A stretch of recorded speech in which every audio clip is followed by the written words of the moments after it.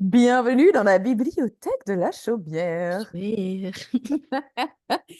Ces nouveaux petits épisodes en format court pour vous parler de nos lectures et permettre aux personnes que ça n'intéresse pas de switcher cette partie. Et pour les personnes qui ne sont intéressées que par ça, pourquoi pas. Et ben oui, Euh, non, mais c'est vrai qu'en vrai, les gens qui ne sont intéressés que par la présentation de bouquins, nous sommes là. voilà, tout à fait. Donc, nouveau format, on commence directement par ça finalement, puisque on a fait ce petit bout d'épisode d'intro pour vous dire, on revient avec la Mm. chaumière. Et donc, pour ce mois de juillet, on vous présente chacune une petite lecture pour commencer votre été. Oui. Fabiola, l'honneur est à toi. Alors, vu que, on va dire l'ambiance générale n'est pas à la fête, j'ai pris un truc un peu poupie que, j'ai lu il y a pas longtemps, puisque, depuis, peu, je me remets à la fantasy old school. Donc je tiens à préciser avant de commencer et avant de me faire bâcher dans les commentaires, effectivement, ce sont des livres qui ne sont plus commercialisés, mais il y a Vinted, vous pouvez les trouver en seconde main assez Il y a facilement. Vinted, il y a Momox, il y a la Il bourse y aux a des livres. Moi, je lots suis non mais devenue en accro à plus la bourse aux livres. c'est vraiment des sagas qui se vendent, genre, beaucoup. C'est-à-dire que j'ai eu aucun mal à les trouver et en français et en anglais, donc genre vraiment vous pouvez y aller et en général c'est pas On très parle cher. pas assez de la seconde main, c'est Mais oui. important. Ah non mais alors, moi, tout quasiment tout chez moi est, de seconde main au niveau des Ouais, moi livres que aussi, j'ai. quasiment. Et il faut juste être patient et chercher un peu. Voilà, c'est pas grave si vous l'avez pas tout de suite sur Amazon en 24 heures, quoi. Donc voilà. Du coup, je suis, tombée amoureuse de Mercedes Lackey, du coup, qui est une autrice, qui date des années 80, qui est, faut le souligner quand même, une des rares femmes à faire de la fantasy, je pense à cette époque. Et du coup, qui a tout un univers, qui est très étendu puisque ça tourne autour de 20 bouquins, dans à peu près les mêmes univers, et du coup que ça se compose en plusieurs trilogies. Donc vous pouvez, lire des trilogies indépendamment des unes des autres si vous voulez. Donc voilà, et donc c'est, principalement, du coup ce qui se passe à Val-de-Marne, donc le l'univers qu'elle a créé. Là, je vais vous parler moi du alors je vous parle juste du premier parce que la trilogie et après ça devient un peu sombre. Si vous voulez un livre vraiment chou, qui peut se lire tout seul, il y a pas de cliffhanger à la fin, il y a pas de machin, c'est vraiment à l'ancienne ou genre en mode, et à la fin, tout le monde est heureux et voilà et on termine le bouquin. Du coup, ce sont les héros de Val-de-Marne et le premier bouquin, c'est Les Flèches de la Reine, et donc c'est un livre que j'ai trouvé vraiment hyper, genre, positif, mais à un point où, tu sais, on est tellement habitué. Je vais te dire à quel point, moi, j'ai été formatée à la Game of Thrones quand même. C'est que pendant tout le livre, j'étais en mode: «Ah mais lui, il va la trahir. Ah mais lui, c'est sûr, il va faire un coup de tra» non, les gens sont bienveillants de A à Z, en fait. C'est très Ah, particulier, genre, les gens ah. veulent du bien à l'héroïne de A à Z. Il y a pas de coup fourré, il y a rien, tout est beau, tout est mignon, c'est genre sororité, amitié, il y a de tout et alors un truc que j'ai trouvé assez fantastique dans ce bouquin-là et dans, tout, l'univers, de Mercedes Lackey, c'est que, il y a pas mal de représentations, en termes de sexualité, et d'orientation sexuelle et de couple. Il y a des couples qui sont genre, c'est juste des sex friends, vraiment, mais c'est amené de manière genre hyper naturelle et hyper normale. Il y a un couple lesbien, il y a, un trio à un moment donné aussi, dans la trilogie. Et ça date de Heu quand, ça? ça date des années 80. On est, alors, Putain, je vais prendre l'édition en anglais pour te dire, parce que du coup là, c'est la traduction. Le premier c'est celui-ci. On est sur, en termes de date, parce que c'est vraiment, genre 87, donc 1 an après ma c'est naissance. aussi vieux que moi. Voilà. Donc on est sur un truc où c'est pas forcément, genre, voilà. Et en fait, donc alors je vais vous re résumer le truc pour vous après revenir là-dessus. Donc en fait, on est dans un monde où, il y a une royauté, enfin il y a des royautés avec plusieurs royaumes. Le La royauté de Val-de-Marne, se compose, en fait, il y a une reine qui est assistée par des héros. Les héros sont un peu des messagers, ils font régner l'ordre, ils font régner la loi, mais aussi ils protègent les habitants, des menaces extérieures. Ils vont, résoudre les problèmes des habitants, et en fait, ils sont assignés à une région en général et ils font comme ça des espèces de rondes dans leur région et ils reviennent ensuite au collégium et après ils repartent en mission. Du coup, héros sont accompagnés en général par des compagnons, donc ce sont les chevaux qu'on voit ici, qui sont pas des chevaux ordinaires, ce sont des chevaux un peu magiques, particuliers, qui sont plus grands, plus gros, plus résistants, qui vont plus vite que les chevaux ordinaires et qui ont surtout un lien particulier avec leur héros. Chaque héros est prédestiné à son compagnon et en fait, les héros ont une vie quand même très dangereuse, donc en gros, ils savent en arrivant et ils savent dès le début qu'ils vont pas vivre vieux. Ça, c'est un des trucs, voilà. En général, ils meurent, de manière pas très cool. Ils sont là pour sauver le royaume et pour, protéger le royaume, donc ils ont pas une vie, très, voilà, et en La meuf fait, nous vend un truc: «Ah, c'est pipou, tout non, le non, monde est non, mais bienveillant». alors parce En que fait, tout là, le il se monde meurt. passe, rien de fou, là-dedans parce que je vais vous raconter après l'histoire de Talia, du coup, qui est l'héroïne et en fait, on la suit de quand elle est choisie par son compagnon. Donc en vrai, elle, il se passera rien. Par contre, effectivement, les 2 prochains, faut vous accrocher. Le dernier, j'ai chialé de la moitié à la fin. Donc voilà. Mais le premier est vraiment très cool. Hem Et en fait, en gros, donc chaque compagnon est lié à un héros et quand son héros meurt, alors en soi, le compagnon meurt avec lui en général, c'est ce qui se passe, mais si c'est pas le cas, il «Allez, on choisit bute un les autre animaux». compagnon.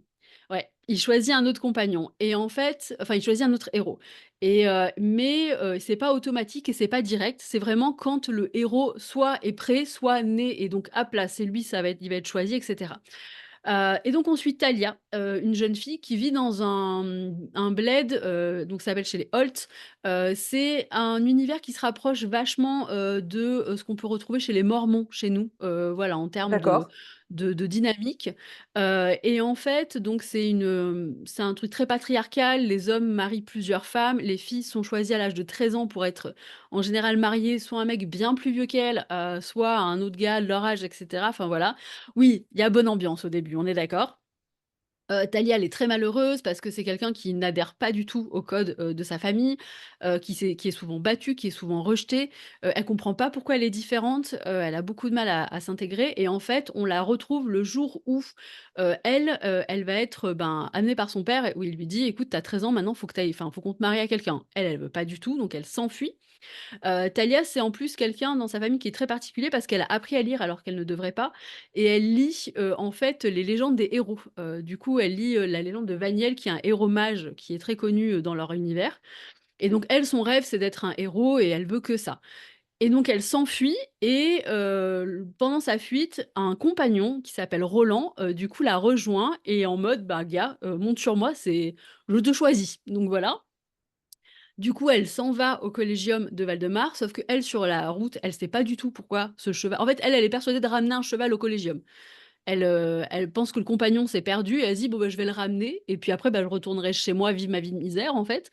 Sauf qu'elle se rend pas compte qu'elle a été choisie, du coup, en arrivant là-bas, ben, il lui indique que non seulement elle a été choisie, mais qu'en plus Roland, c'est le compagnon du héros de conseiller de la reine.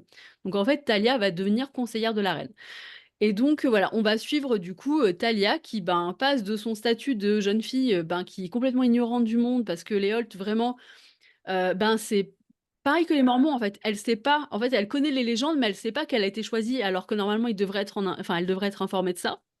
Parce que c'est un truc très connu de en fait, tous les gamins attendent d'être choisis par des compagnons, tu sais, c'est un Elle peu attendait voilà. sa lettre de Poudlard, Oui, quoi. c'est ça, c'est un peu ça, quoi et en fait, elle, elle est complètement ignorante de tout ça parce qu'elle ne vit pas dans ce monde-là. Enfin, elle est très coupée, en fait, donc elle a pas les Ouais, infos ouais, ouais. et donc du coup, voilà, donc elle apprend un peu tous les trucs qui sont un peu naturels pour certains gamins et donc elle va, faire sa vie, du coup au collégium. Alors il va se passer des choses pas très rigolotes pour elle quand même, elle va se faire un peu bully et tout, mais elle est globalement hyper entourée. Je trouve qu'en fait, il y a une espèce de fraternité et de sororité au sein des héros qui est hyper, je trouve rafraîchissante et hyper mignonne et genre ils sont tous hyper bienveillants avec elle et ils l'aident tous à s'en sortir et il y a vraiment des vraies belles amitiés.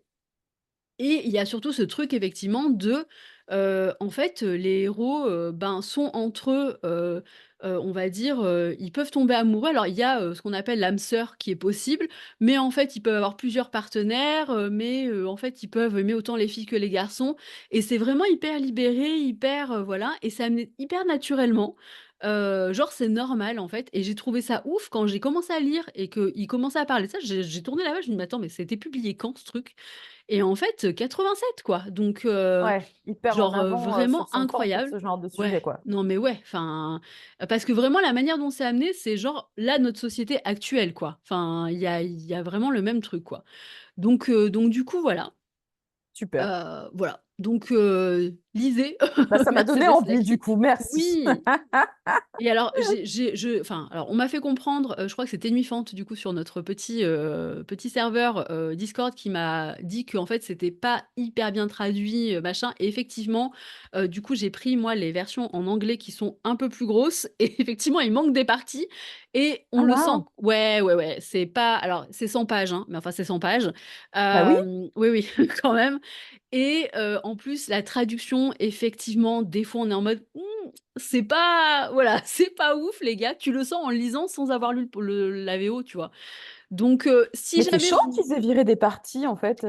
c'est à l'ancienne, vraiment Ouais. les trad, à l'ancienne, c'est on s'en bat les reins, hein. Genre, vraiment, ils en avaient vraiment rien à foutre, sur la fantasy. Donc si vous pouvez vous fournir, et parce que ça se lit hyper facilement en anglais, c'est bon, genre, c'est pour les, enfin, c'est pas pour les enfants, mais c'est du young adulte, quoi. Donc vraiment, si vous pouvez vous fournir les éditions en anglais, c'est quand même bien, et puis elles sont trop belles, je trouve, vraiment. Donc voilà. Voilà pour moi, Bien, merci beaucoup. mais avec plaisir. À mon tour. Alors, nous enregistrons cet épisode entre les deux tours des législatives. Donc, nous sommes dans un climat extrêmement D'où, le poupinou. enthousiaste, bienveillant. Voilà. J'ai donc choisi, et c'est assez rare que je prenne position publiquement, mais enfin, voilà, je pense que c'est une nécessité en ce moment, Mmh. de parler de quelque chose d'un petit peu plus engagé que ce que je propose d'habitude. Je remercie fort les éditions Le Duc de m'avoir envoyé ce livre, donc, qui a été écrit par Maïdusa Gorgone, je pense que tout le monde a vu passer au moins une de ses planches de BD sur Instagram. Oui. Euh, cette personne, alors que j'avais déjà vu passer dans mes feeds à de nombreuses reprises ces dernières années, mais en plus que je me suis mise à affectionner particulièrement parce que c'est la sœur de mon ami Théodore du Café Contresort, que j'aime beaucoup. Coucou Pépou. Et donc, voilà, donc je sais que c'est forcément écrit par quelqu'un de bien. L'œil de la Gorgone, qui est une réécriture des personnages féminins mythologiques avec une approche très engagée, très féministe. Et j'ai passé un moment génial à lire ce livre parce qu'il faut savoir que je déteste les BD. Pour moi, une BD, c'est chiant parce qu'il n'y a pas assez de texte. Voilà, tout bêtement. Il n'y a pas plus de... Il n'y a pas plus de détails, sauf que ces BD, il y a des bubules, mais il y a beaucoup de textes. Mmh. Il y a des textes en plus des bubules. Et donc, j'ai trouvé mon quota satisfaisant, ratio lecture-image. Déjà, à partir de là, j'ai passé un bon moment. En plus, bah, forcément, la mythologie grecque, c'est quelque chose que j'aime beaucoup. On en a beaucoup parlé Mmh, ensemble. mmh mh. C'est quelque chose avec laquelle j'ai grandi, comme beaucoup de monde d'ailleurs. Je porte mon magnifique t-shirt ramené d'Athènes ensemble avec le bouclier d'Athéna et la belle tête de Méduse. J'aime beaucoup ce t-shirt. Euh, Pourquoi j'ai beaucoup aimé ce livre? Parce que c'est donc une réécriture féministe des mythes des divinités féminines grecques principales. Donc en fait, c'est chapitré euh, par les noms de certaines divinités, et chaque représentation, d'ailleurs, pas que des divinités, des grands noms de la Mmh. féminité mythologique grecque. Euh, il y a deux choses différentes. Il y a quelque chose de très engagé dans la façon dont sont tournées chaque représentation, chaque chapitre. On parle quand même dedans d'agisme, de lesbophobie, on parle de regret maternel, des sujets qui sont très peu abordés, qui sont un petit peu touchy quand même, on va pas se mentir. C'est des sujets dont on a du mal à parler ouvertement. On parle de matriarcat, on parle qu'est-ce qu'on a par exemple, de se battre avec sa propre féminité, de se dissimuler pour avoir, enfin, le fait d'avoir peur de perdre en légitimité parce qu'on s'assume tel qu'on est. Enfin, voilà, il y a beaucoup de choses qui sont abordées. et de deux façons très différentes. Et c'est ça que j'ai beaucoup aimé, en fait. On parle du mythe, on parle de mythologie, on parle d'histoire, et et il y a un côté humoristique qui rend tout ça plus facile à comprendre, parce que c'est des thèmes qui sont pas forcément évidents en termes de compréhension quand on est complètement en dehors de ce système d'information, de croyances. Et du coup, ça peut être une façon de faire passer des messages à notre entourage d'une façon un petit peu plus légère. Donc, je trouve que c'est une très belle BD à offrir, bon, à lire pour soi, pour s'informer, parce qu'en fait, il y a des choses qui sont amenées d'une façon à amener de belles réflexions. Euh, on ne peut pas tout savoir, même si on est engagé dans plein de mouvements sociaux, mais voilà, on ne peut pas tout connaître, on ne peut pas tout savoir. Et ça permet aussi d'amener des informations à échanger pendant des discussions sur l'histoire de certains mouvements, pourquoi ça a été mis en place, d'où ça vient, qu'est-ce qui s'est passé aussi pour qu'on en soit là aujourd'hui sur ces combats, etc. Une façon de dire aux gens pourquoi il faut se battre de façon un peu gentille, un peu légère. Mmh. Donc voilà, j'ai beaucoup aimé cette lecture parce qu'elle est autant engagée qu'accessible. On part d'un thème qui me parle, voilà, sur la mythologie, et on parle d'un vrai engagement féministe, ce qui est très important aujourd'hui dans le système actuel, de pas oublier en fait, de pas vivre dans son petit nuage de sujets trop impliqué dans le quotidien, là. Je pense que c'est le moment d'enlever ses œillères et de regarder un petit peu ce qui se passe autour de soi. Et ça, c'est une jolie façon de le faire, je trouve. Donc voilà, Maïdusa Gorgone, d'ailleurs, qui a un vrai nom hein, quand même, qui s'appelle Noémie Pachon. C'est important de le signaler. Et donc, ce livre est sorti chez Le Duc, on le trouve facilement. Donc, je vous le conseille. Voilà, on espère que ce nouveau format de bibliothèque vous aura plu. On va vraiment parler de tout en termes de sujets de lecture. Donc, il y aura des choses très différentes en fonction des épisodes. Mais de toute façon, vous retrouverez toujours les couvertures dans les stories Oui, oui. Instagram. Comme ça, vous saurez de quoi on parle, si ça vous donne envie ou pas d'aller écouter pour connaître nos avis dessus. N'hésitez pas à nous laisser des petits messages, des petits commentaires aussi pour nous dire si vous avez lu, si ça vous donne Mmh. envie. Une fois que vous avez lu, ce que vous en avez pensé, etc., etc. Eh bien, rendez-vous le mois prochain pour un nouvel épisode dans Oui, notre tout à bibliothèque. fait. À bientôt! Bye bye.